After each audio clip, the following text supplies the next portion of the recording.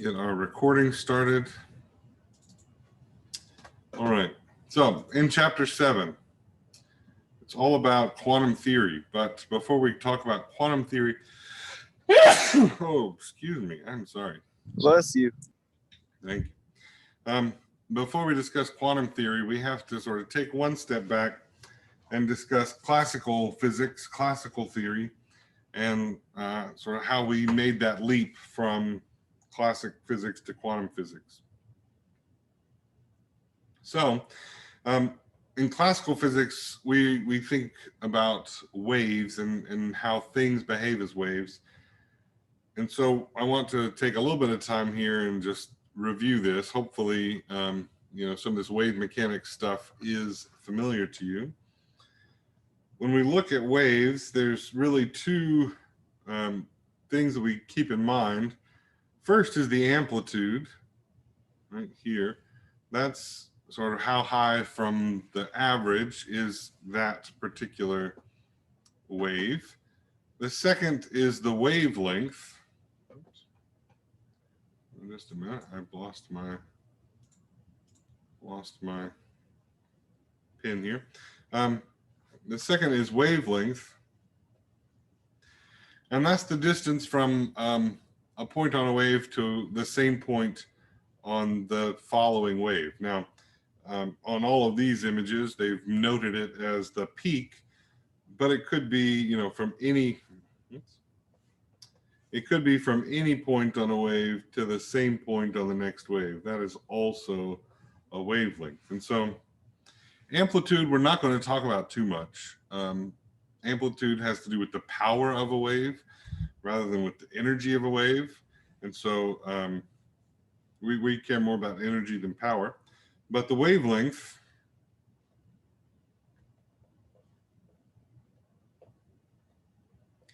is given the symbol lowercase lambda. That's the lowercase Greek letter lambda for length. And this is the distance from a point on a wave to the same point on the next wave.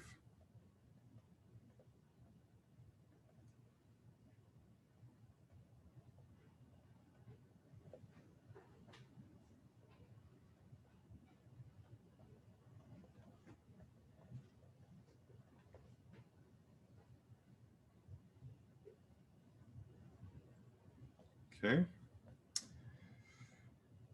And the thing that's not as easy for us to sort of draw, for us to label, is frequency. Frequency is sort of how often a wave passes. It's given the symbol lowercase Greek nu, which kind of looks like a V in the wind.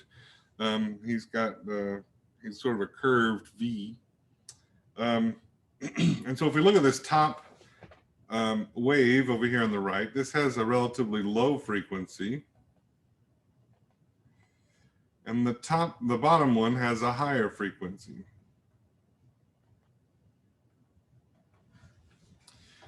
And so if we think about, let's say that, for example, our x-axis here is time. Let's say that this is 1 second. Okay. This top curve has 1, 2, 3, and a little bit curves per second, waves per second. And so we would say that that's, let's say 3.1. And the unit is just 1/seconds, right? How many waves per second? And we call that a hertz, Hz. This high frequency has, let's see, there's 1, 2, 3, 4, 5, 6, 7, 8.5, maybe a little bit more. Let's say that's 8.7 hertz, Hz. And so this is how many waves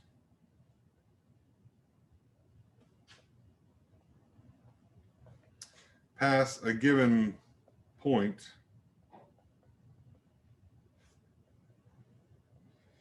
Now, it could be in any amount of time, but we talk about it in seconds. So we'll say in 1 second. Okay. And this is given the unit hertz, which is just 1/seconds. For wavelength, we care about it in meters, right? It's a length. And so for visible light, it's usually in nanometers. And so we need to remember those prefixes from chapter 2. But generally speaking, meters for wavelength and hertz for frequency. Now, if we're given meters and per second for wavelength and frequency, then the speed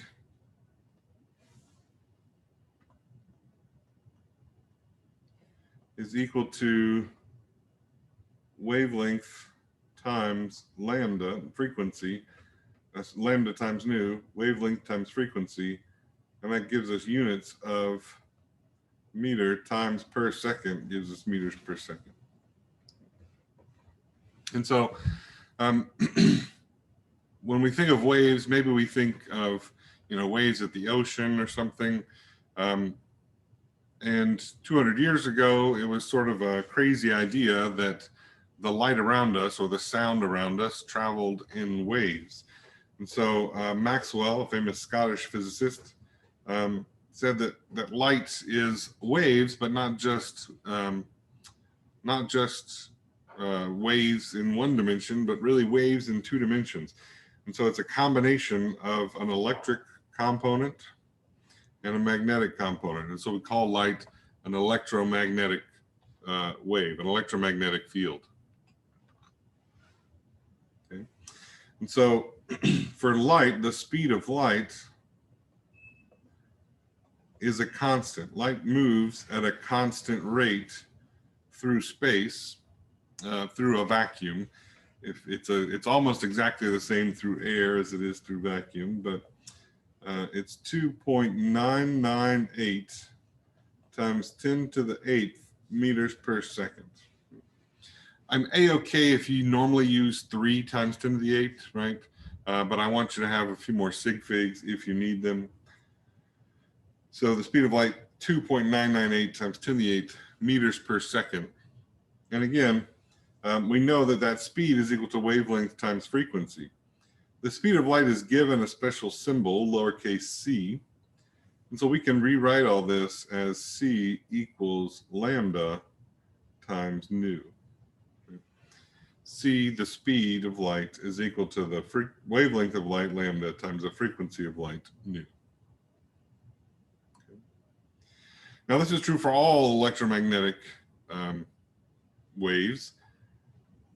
We think of light as the light that we can see, right? But light extends in lots of different, it extends past what we're able to see. So if you've ever, UV light, ultraviolet light, that's light that has shorter wavelengths than our eyes can see. Infrared light, that's light that has longer wavelengths than our eyes can see. Even things like microwave and radio wave, those things are also part of that electromagnetic, they fall into that electromagnetic spectrum, but it's not visible light to us.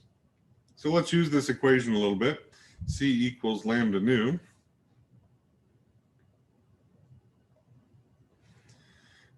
So it gives us a wavelength of green light, 522 nanometers. What's the frequency? And so we have C, that's a constant, 2.998 times 10 to the 8th meters per second.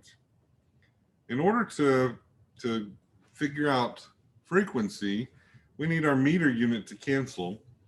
Our number is in nanometers, and so we could convert our speed to nanometers per second, but I'm going to convert the wavelength to meters from nanometers. And so 522 nanometers.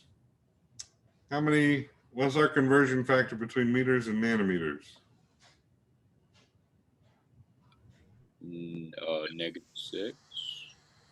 That's micro. -3, 10 to the -3. That's milli. -9. 10 to the -9. Yeah, 10 to the -9 meters is 1 nanometer. All right, so our nanometers cancel. And we're left with 5.22 times 10 to the negative 7 meters. Well, now we can plug that in, 5.22 times 10 to the negative 7 meters times frequency. We can plug that in. Gotta find my calculator, was around here somewhere.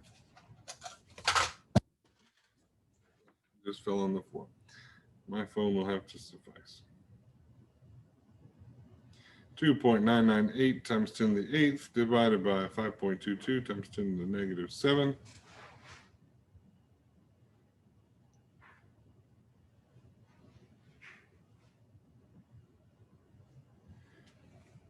So I got a frequency of 5.74 times 10 to the 14 hertz.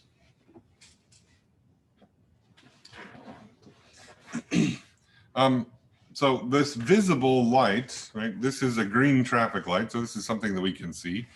Visible light is in the hundreds of nanometers. It ranges from about 400 to 800 nanometers is the range of visible light. And because it's such a narrow range, it's only a few hundred nanometers, it's a pretty safe assumption that if we're talking about visible light, we'll have frequencies in this 10 to the 14 hertz range. And so that's just a nice way to check yourself. Right? If you're doing something in the visible light and you get something other than 10 to the 14, then you can maybe look back and double check your math, right? So visible light should be about 10 to the 14 hertz. Okay. Now, I told you that visible light was only a tiny fraction of that electromagnetic spectrum. Here you can see from about 400 to 700 nanometers is the range of visible light, and it's sort of situated in here between ultraviolet and infrared, which we talked about. And as we go ultraviolet, we're getting to smaller wavelengths. So here it has our wavelengths in nanometers. As we get to smaller and smaller wavelengths, we go ultraviolet to X-rays to gamma rays. And then as we go longer in wavelengths, we go to infrared, microwaves, and out to radio waves. And so there are lots of technologies that use electromagnetic waves that are not visible light to us. And so, but all of these have that electric and that magnetic part component of the wave, and they all have the same speed. They all travel at the same 3 times 10 to the 8th meters per second. It's just some have very large frequencies and some have very small frequencies. All right. There's a relationship between the energy of each of these frequencies. And that looks like the energy is equal to the frequency times a constant h. So E equals h times nu. H is called Planck's constant. It's got a C in there to throw you off. Planck's constant, and it's super tiny. H is 6.626 times 10 to the negative 34 joules times seconds are the units. 6.626 times 10 to the negative 34 joules seconds is Planck's constant. And so as our frequency goes up, our energy goes up. As our frequency goes down, our energy goes down. On this particular graph, which has the higher energy, gamma rays or radio waves?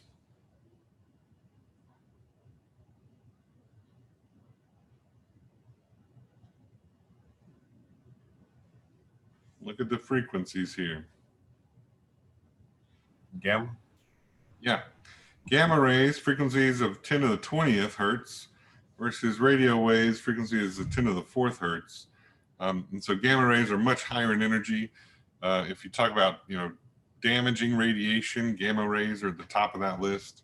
That's one of the reasons why we're not supposed to get X-rays all that often, because it's high enough energy that it can actually damage cells, damage DNA.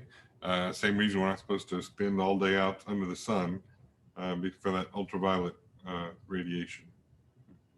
And so let's use this information to calculate the energy. So again, E equals H nu.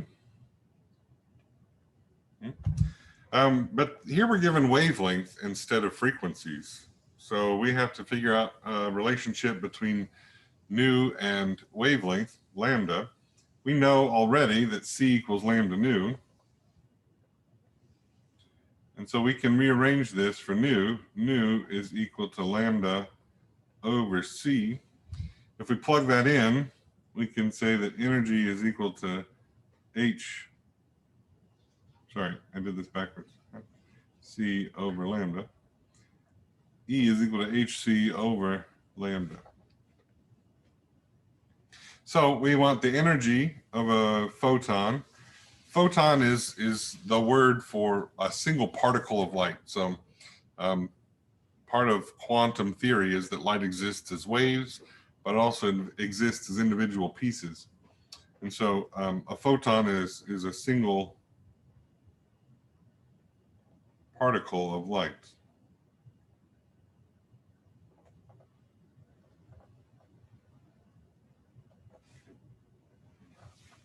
So we have our wavelength in nanometers again. So we need to do a quick conversion times 10 to the fourth nanometers. That's 10 to the negative 9 meters in a nanometer. And so we get 5 times 10 to the negative 5 meters. E equals H 6.626 times 10 to the negative 34 joules times seconds times C 2.998 times 10 to the 8th meters per second divided by our wavelength 5.0 times 10 to the negative 5th meters. If we take a look at our units, meters in the denominator, meter. I'm clicking on the red, yeah. Well, I'm stuck with blue. Meters and meters. Seconds, it's per second here and it's time second here, so those cancel, and we're left with joules. We do that math, 6.626 times 10 to the negative 34 times 2.998 times 10 to the 8th divided by 5 times 10 to the negative 5th.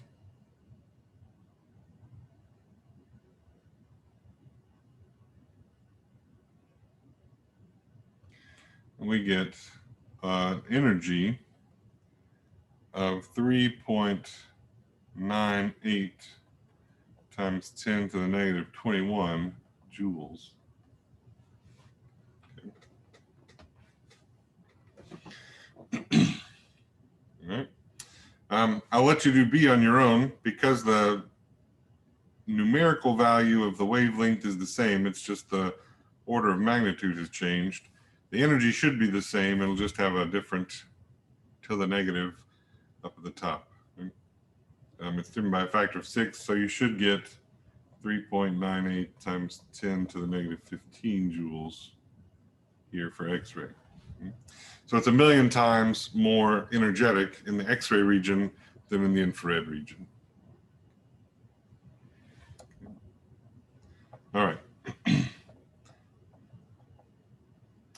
I'm going to jump out of here and go back in, so maybe I can actually change my pen color.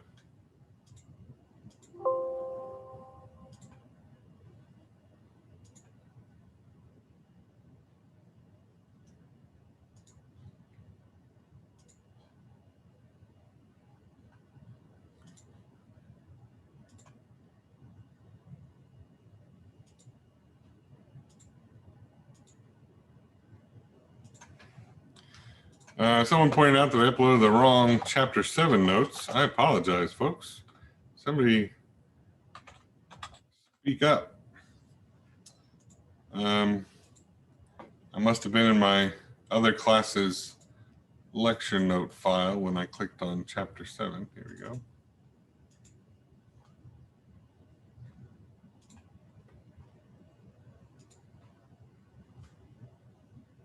All right, there we go. Now you actually have the right notes for chapter 7. This should make a little more sense than atomic absorption.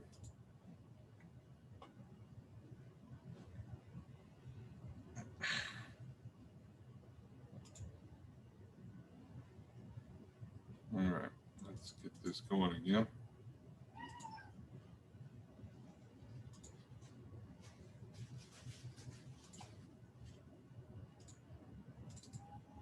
Okay.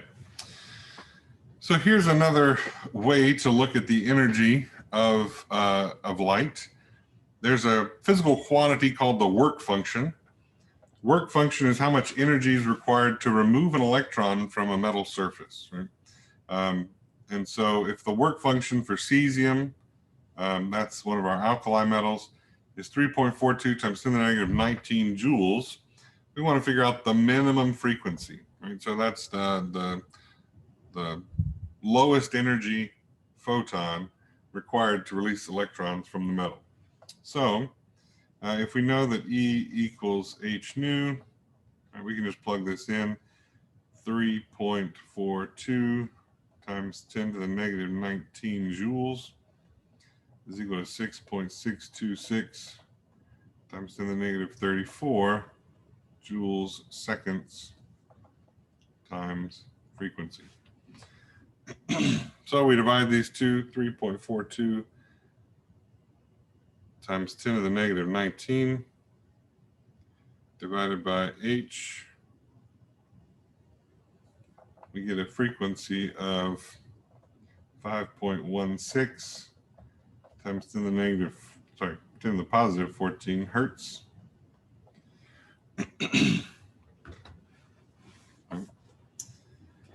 So that's just another example of how we can use that energy equation to look at physical properties of metals, atoms, elements, etc. Okay. All right. So, looking at light as a wave and how we can use the energy of light, how we look at the energy of light, that moves us toward, why are we talking about light when we're chemists? Why are we talking so much physics? Well, light is how is one of the ways that we sort of first discovered some of the elements, because elements give off different wavelengths of light when we heat them up.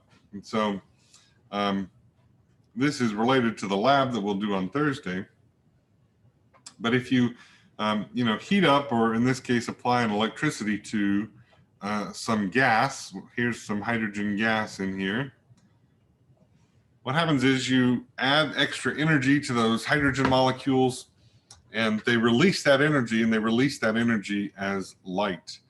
As that light is released, each element gives off different energies, and therefore gives off different wavelengths of light.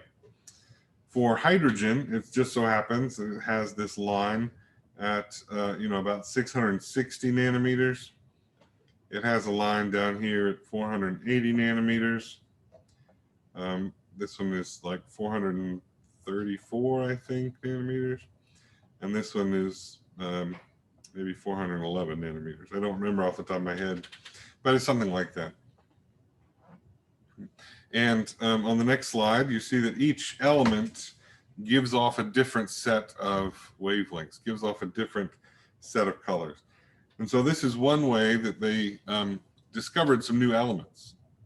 The noble gases in particular, because they don't react with anything, because they're colorless gases, because they're odorless, they didn't know they existed for a whole heck of a long time. And one of the main tools that they used to discover the existence of noble gases was doing this emission spectroscopy. They were able to determine that the the light given off by this particular compound was different from the light given off by all the other compounds, and so it must be a new element.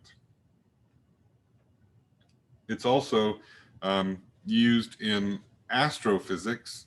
If a particular star is giving off a spectrum that looks a lot like this, then we know that strontium is sort of one of the elements that's being generated in that star, and that tells us something about the age of the star and the type of the star and things like this. And so astrophysicists use this as well. And so they knew that Bunsen actually was one of the ones that helped develop spectroscopy. We know him for his Bunsen burner. That's what they used to excite the elements back before electricity was very common. But with Bunsen's knowledge of the fact that different elements give off different wavelengths, Niels Bohr came in and said, well, if they give off different wavelengths, and that means there must be different energy levels within the atom. By this point, 1913, they knew that the atom was composed of a nucleus with electrons around it. And so Bohr said that these electrons must be in different levels if they're giving off different amounts of energy. In other words, they can't be exactly the same spacing of energy if they give off not exactly the same wavelength. And so in Bohr's model, we have sort of this concentric circles, but not equally spaced. And Bohr said that the energy of an electron in the nth energy level is equal to some constant, I'm going to leave a space there, times 1 over n squared, right? He said that the energy was proportional to 1 over n squared. It was actually another chemist named Rydberg who came up with the value of this constant. He determined it. And so we have the Rydberg constant.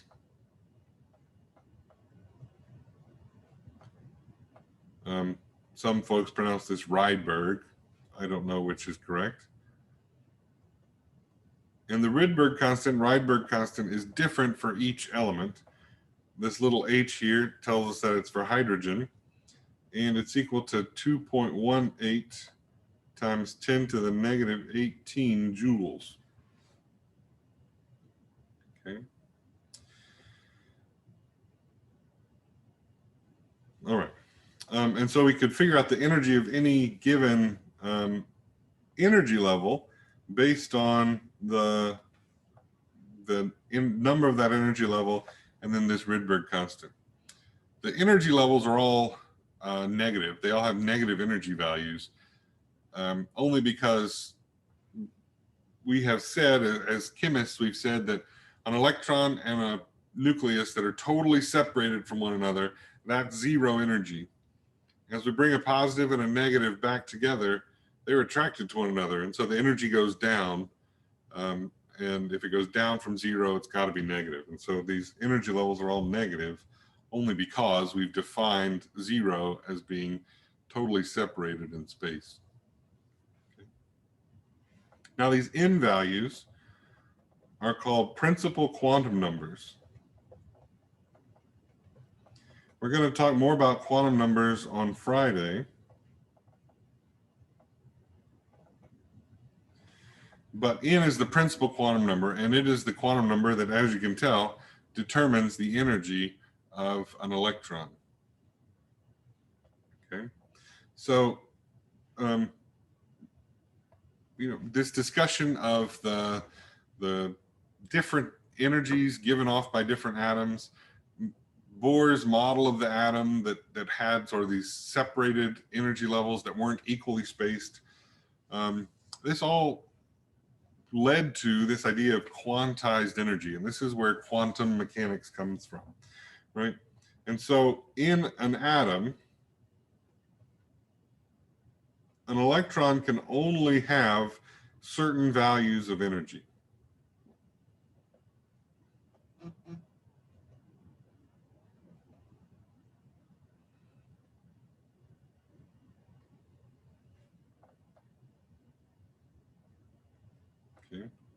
those are sort of like stair steps here, right?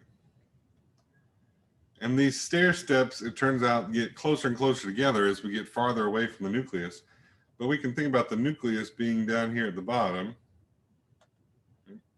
And this would be n equals 1, n equals 2, n equals 3, all the way up here's n equals 6. And an electron can only be in one of those n levels. He can't be anywhere in between.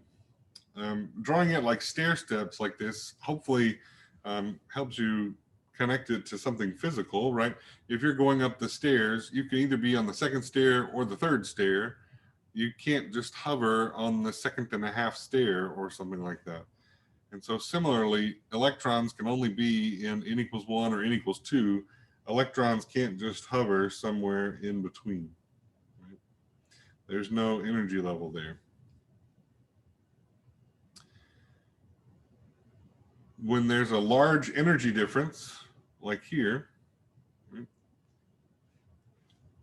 then we're going to have a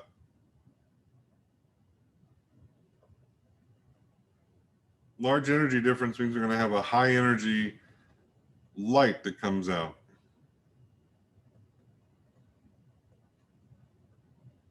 Right? Let me say this is a large delta E. Here, going from n equals 5 to n equals 4, right? That's a small delta E. And so we're going to have a low energy photon. And so that helps explain why different atoms give off different wavelengths, because they're stair steps. Those different electron energies are different for different atoms. Okay.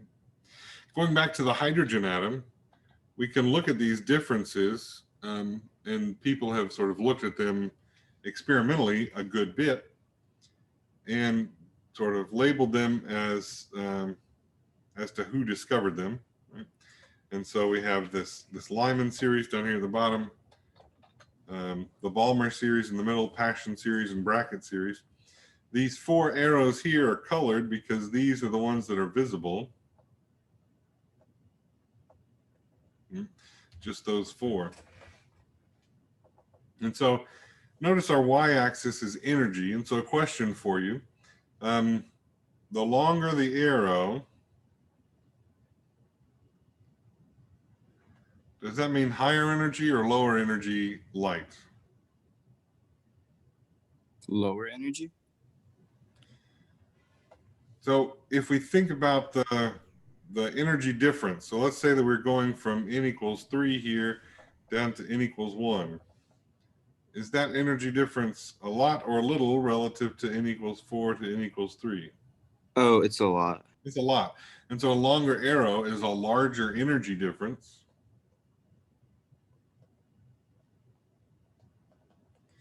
If you remember back to our electromagnetic spectrum, if it's a larger energy difference, is that going to be a longer wavelength or a shorter wavelength?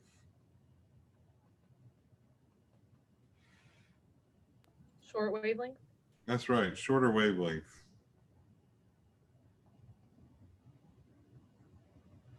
Okay. Remember, E equals hc over lambda. And so as energy goes up, lambda has to go down. Okay, so this whole Lyman series, right? These are super short wavelengths. Right? They have lots of energy, and so these are very short wavelengths. These up here are all long wavelengths. Right? And here in the Balmer series, we have the visible. Now, if we wanted to calculate the actual wavelength for one of these transitions, we need to know the energy first. And so we know that the energy for an n level is negative r times 1 over n squared.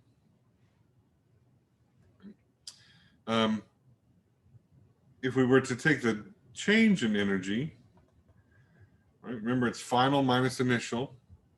And so we end up with negative RH times 1 over n final squared minus 1 over n I squared. Okay. Some places will try to clean up this equation by removing that negative sign and then flipping initial and final. But to me, I'd rather remember the negative sign and know that it's final minus initial, just because that's what I'm used to, right?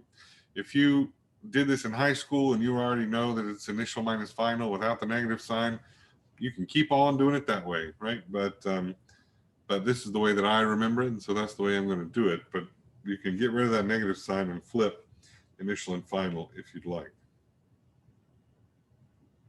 Okay. All right, so let's do an example with this. We're going to calculate the wavelength of a photon in nanometers that's given off during a transition from 5 to 2 in the hydrogen atom. Well, we know that we need to find the change in energy first. And so that's negative RH 2.18 times 10 to the negative 18 joules times 1 over NF squared. 2 squared is 4. Minus 1 over NI squared. 5 squared is 25. And so we end up with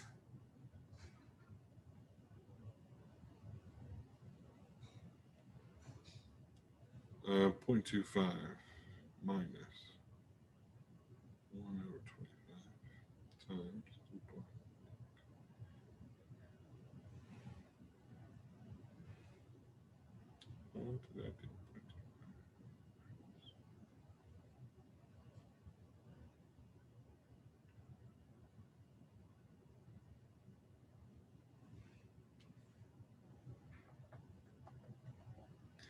And so I got a delta E of 4.58 times 10 to the negative 19 joules.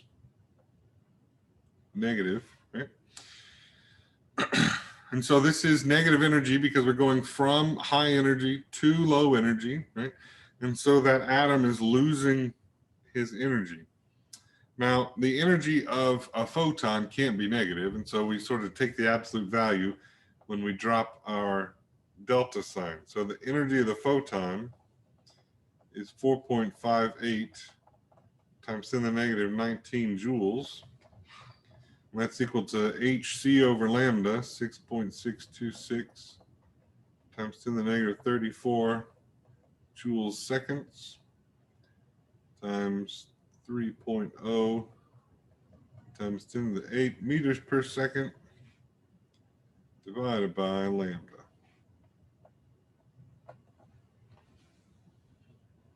So let's go ahead and do that. 4.58 times 10 to the negative 19 divided by H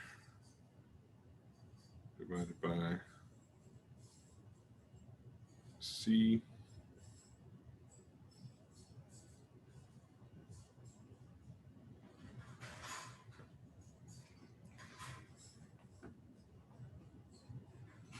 Isn't the 4.58 negative? So when we calculate delta E, right, the atom is, or the electron is losing energy.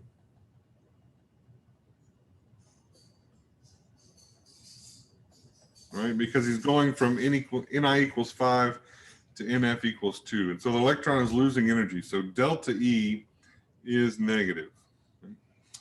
But the energy of a photon can't be negative, right? Because that's just all the energy he has, and he can't have negative energy. It's almost like length, right? A photon, you can't have negative length. And so a photon can't have negative energy. And so when we drop the delta here, we also drop the negative sign. It's almost like taking the absolute value. Is our number supposed to be like really big? So if you have a really big number, then you probably solve for 1 over lambda. And you need to do 1 over your answer to get lambda. Okay, got it. Thank you.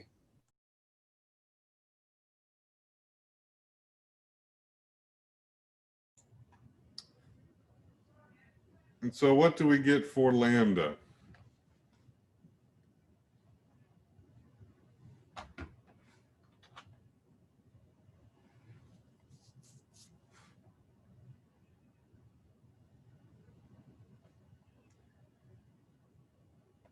I got times 10 to the negative 7 meters.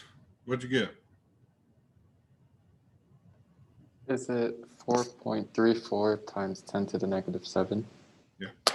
4.34 times 10 to the negative 7 meters. I'm going to go ahead and convert that 1 nanometer. We've said it's 10 to the negative 9 meters. And so we end up with 434 nanometers. Right. Into 5, Ni5 to NF2. Let's just go back one quick second. 5 to 2, so that's from here to there. And so he's blue, he's in the visible. It should be it should be between 400 and 700 nanometers, and it is. And so this is this equation that we used, right, with Rydberg constant is called the Rydberg equation.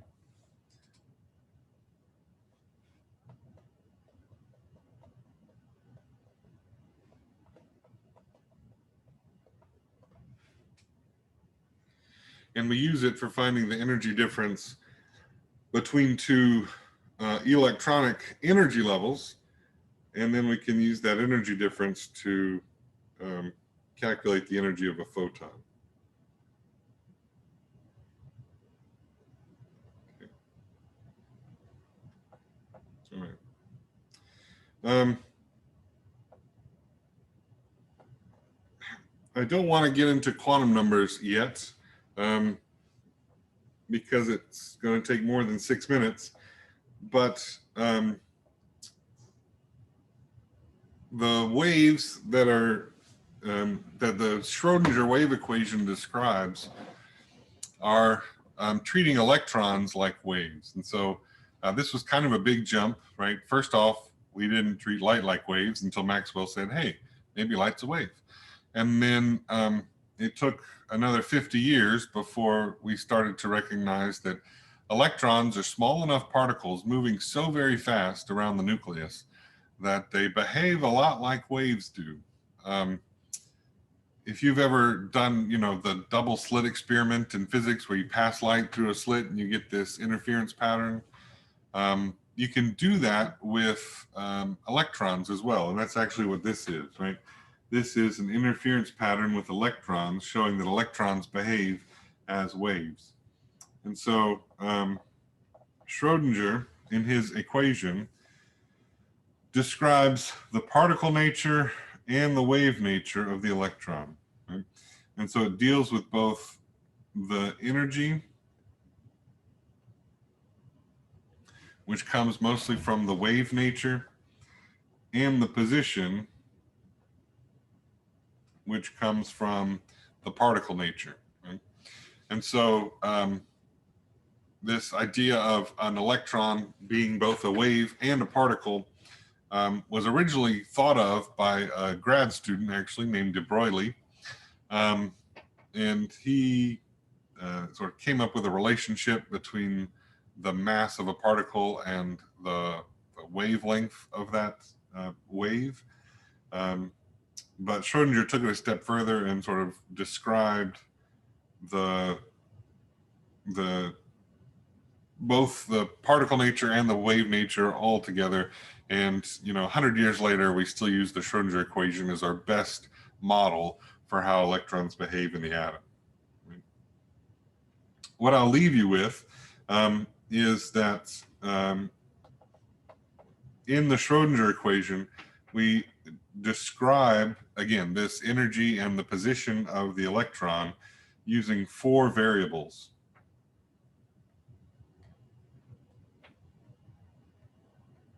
Right? And those 4 variables are called quantum numbers. We've already discussed this first one, right? This principal quantum number.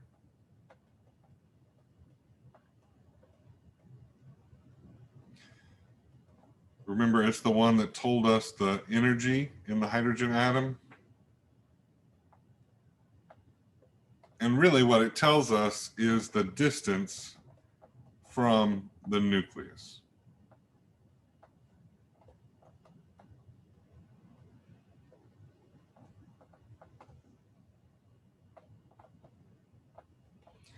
And the larger the value for n, the farther away on average that electron is from the nucleus, right?